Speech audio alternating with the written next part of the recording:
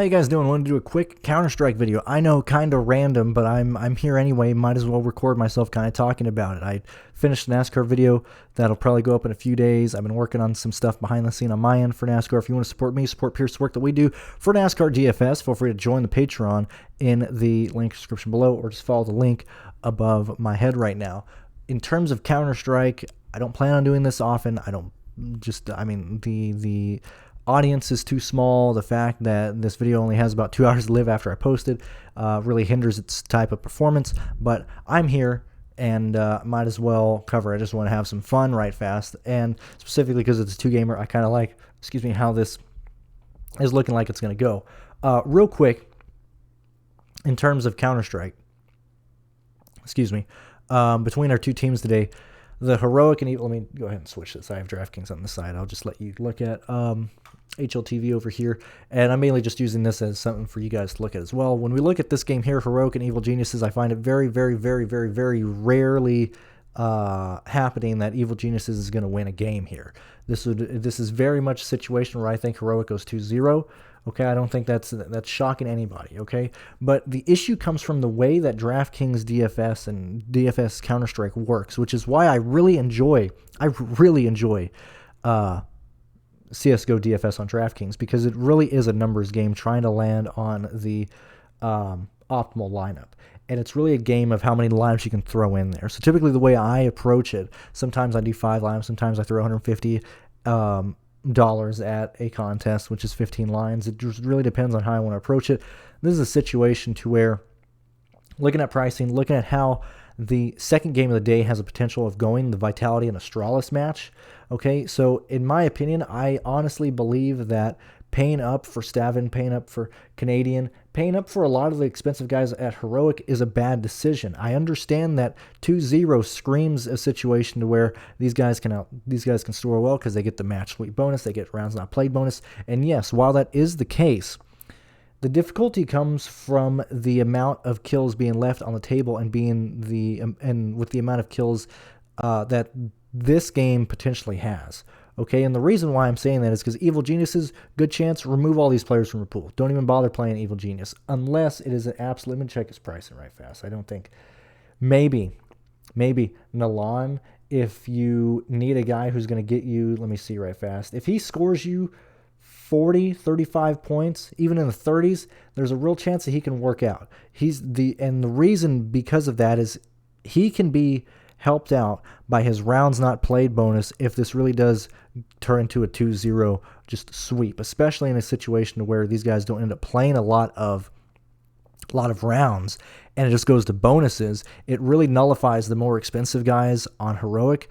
It helps out the cheaper guys on Heroic, and it also helps out Nalan because he's $4,000. Same thing with Hex at $4,400, but I would lean to probably just playing one of these guys in maybe just a handful of lines. And the reason being is because this game, the Vitality Astralis game, has a real chance to be a shootout. I believe that Vitality has the better team, and the reason I'm saying that is because, yes, Blame F is good.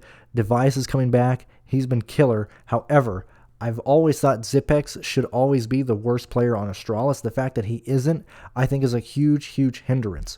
Okay, there's a lot of times that Zipex gets garbage time kills. He gets garbage time clutches. It helps him out in terms of DFS by not looking terrible, and you can see that really by some of the games that he has played, even just kind of looking at his log. If we go through and look at all his games in general, you'll see a big up and down performance spike from Zipex. If we just look on DraftKings, and this is including his matches in November and October, which even when we look at where are we at? Even when we look at that, it's not as insane as it is, because when we look at how Zipex has been performing in matches that they are actually paying attention to, that is the charity event. This is in December. And we look at these, we'll just do the last 4 here, right? We're going to see that Zipex is second best against a Copenhagen Flames that isn't going to absolutely perform at all. Zipex here, worst player. This is all 3 games. This is all 3 matches, right? Yeah.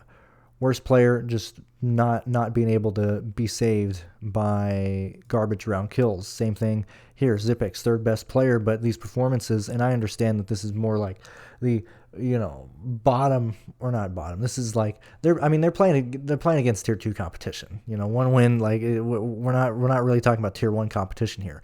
The fact that Zipex is nearly always third best, fourth best, sometimes even the fifth best. Very rarely he's going to be second. And even more so because Device and Blame F are going to be hogging a lot of the kills. I think that is a huge hindrance to Apex. I don't think Buzz is very good. I personally don't believe that he's going to elevate the team nearly as much as Device is going to. And Glaive has never been that guy that we've wanted to just absolutely chase, regardless of the team that he's on. The reason why I'm going into this type of detail and looking at this here is because this match has a real chance of being a 2-1 with Vitality.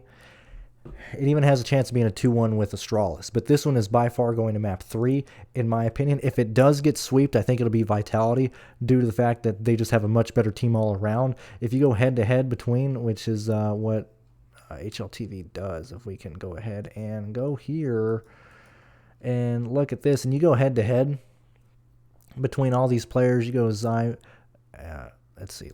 Let's not worry about Magisks and Device, because that's going to just lean towards Device here. But once you go to Zipex and Spinks, in my opinion, yeah, sure, better rating and stuff. But a lot of these, yet again, coming from a lot of garbage time kills, in my opinion. Spinks is a much better player, especially coming up from Ints not too long ago. I think head-to-head it is Spinks and not Zipex. When we look at Dupree against his old teammate Glaive, Dupree is the much better guy. When we look at Apex versus Buzz, in my opinion, I understand we're looking at kills per round being different. We're looking at kill assist being much higher towards Buzz. But when we look at the player profile, and we look at Zipex in terms of what he can do here, now granted, I believe this is the charity event. Zipex is very much the depending on what Apex does, will either lead to Vitality winning or losing against Astralis. If Apex is having a good day, they're going to win. If he's having a bad day, they're going to lose. That's literally what it comes down to. And so when we're building lines, in my opinion, as I said, I like to use just one captain and build off from there. I want to use Zywoo. I want to for sure use Apex because he's so cheap at $5,400, okay? In terms of heroic players that I think we can actually get to and not be screwed over by the fact that they're going to be, they get a 2-0 in a sense, especially playing against Evil Geniuses where nearly everybody on heroic should be able to get the first kills on the Evil Geniuses team, and so it's not a sense of Stavin and Canadian run away with kills. And we can see that real fast if we go and look at how heroic has played. And you see the distribution of kills when it's kind of a lopsided endeavor here. Let's kind of do that real fast. Let's go ahead and look at Heroic's last couple games just so you can see and understand where I'm coming from real fast. We're going to use the Blast World Finals last month, and we'll even use the last 3 matches, and these are just the actual competition match. Sure, they have scrimmage and stuff like that. However, okay, when we get to here, a game that's 2-1 against them, look at how evenly the kills are being distributed in Heroic. In a sense, Heroic is a fantastic team. That's why they're major winners, okay? Very even across the board. However, in terms of DFS, it is very, very spread out between how kills are being given out. Same thing even when it's a 2-1 kind of blowout, Look at how even the kills are, okay? Same thing going back to, let's just look at the phase 2-1 here. Same thing. Everybody's scoring close enough to each other to not justify, in my opinion, playing Stavin at 10-2, really getting the Canadian at 9-2. The guys that I want to focus on, especially if it's a situation like this, and I understand, let's go to detail stats and look at assists for these guys, because that comes into play a lot more for fantasy than real life, because you can get players saved with their assists. Even if they have a negative KD difference, you can usually end up getting saved by the amount of assists that they have. Okay, and so the fact that, Tess, he might not be getting kills, but he's got 27 assists, that more than makes up for that. When we go here and we look at the detail stats for this one here, this is both maps. When we look at the amount of assists and kills, very even, very spread through. Even a -8, is being saved by the 12 assists. -4 is being saved by the 11 assists. Okay, that is what we want to see in terms of DFS CSGO players. We want to see guys being saved, even if they're poor or even if they're cheap, being saved by the amount of assists that they get. Okay, we don't get flash assist points, but the amount of actual assists. This is damage being dealt, and it is what is it? It's 25, 24. Let's see real fast. Assist is 1 point. Kill is 1.5. Deaths. If you have this amount of assists, you're basically nulling a good portion of your deaths away, and you're just building upon the kills, assists, even entry kills, things like that. And so when I look at Heroic in this slate, which is why I want to make this video, Jabby, Tess, Shush are guys that I want to focus on from Heroic. I don't want to play Stav, and I don't want to play Canadian. Even if this game goes 2-0, I don't believe we're going to see just a gigantic move or a gigantic a gigantic difference between Stavin at 10-2 and Shush at 6-2. Like the pricing difference and their final scoring is not going to justify that amount of difference in the price range. And so when we're looking at this game, Jabby, Tesh, Shush, and then kind of the same thing here with Evil Geniuses. I'm not saying that we necessarily have to, but if you're building enough lines and you need the extra money, Nalan can absolutely just lay an egg in terms of how well he does in the game, and he might not end up actually killing you. And I've done it several times to where if you play the cheapest guy on a team that gets 2-0'd in a game that, especially if the rounds end up going like 16-6 or something, or even 16-10, the amount of rounds that he doesn't play can actually make up for just some poor performances. Okay, so let's go ahead and take just a quick gander at the way that his KDs are going, and you can kind of see where this is going on. If this is a match, like this, he's not going to get saved there. But if it's a close match here, I believe this is where they lost last year in October against Liquid in both these games. This is a much closer match. This is when Liquid was just acting kind of fucking wild and shit. Nalan is not going to kill you. Now, granted, this was a very good game for him, but even in situations like this, like Furia, I guarantee they lost this one against Furia in September, which they did. So let's see how Nalan came down. Didn't actually. That's map 2. Nalan. Actually, and Nalan's a good player in general. I'm trying to find situations where he ends up being one of the worst scoring players and stuff, and is still able to pay off a price tag. They may have won against Movie Star Riders. We're kind of going back. We're kind of deep in the weeds here. I want to find a situation where so here it is. So like this situation to where actually they won against Movie Star. I'm trying to find one where they lose. Evil Geniuses won that one. Either way, Nalan, dirt cheap. I think you should absolutely consider him.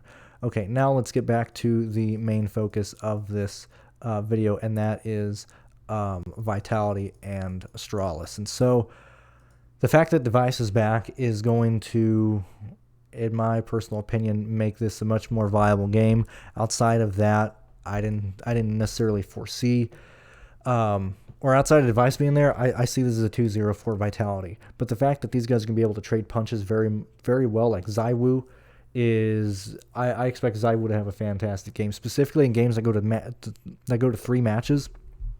That's when we see Zywoo. He can absolutely kill the field, blow the socks off. The fact that he's, $9,000 on DraftKings is absolutely nuts. He should absolutely be the most expensive player. I understand, bookmarker favorites indicate that Heroic is the better team to win, but in terms of what you can actually score, there's a reason why Zywoo scores so well on DraftKings, and there's a reason why you should nearly play him all the time. Okay, we understand that he's going to have some games where he scores in the 50s. He's going to have some bad games to where he scores in the low 60s, but for the most part in a competitive match, even if it's a 2-0, even if it's a 2-1, if we go through all Zywoo's 2-1s recently, 2-0 against Navi in December, 84 points. 2-1 against OG, 83. 2-0 against Gray, 87. Even 1-2 in a game that they lost to Astralis, 96 points. You know, I forgot who they played in October of last year. 0-2. Vitality didn't win a single match. He gets 67 points. Okay.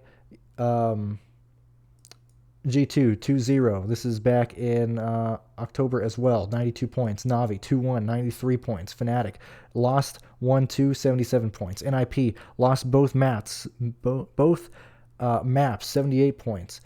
You can get the gist. Like, ZywOo is probably the best player that is never priced up on DraftKings, and so for me, making ZywOo your captain in every single line makes a ton of sense, because he's going to score well whether Vitality wins or not.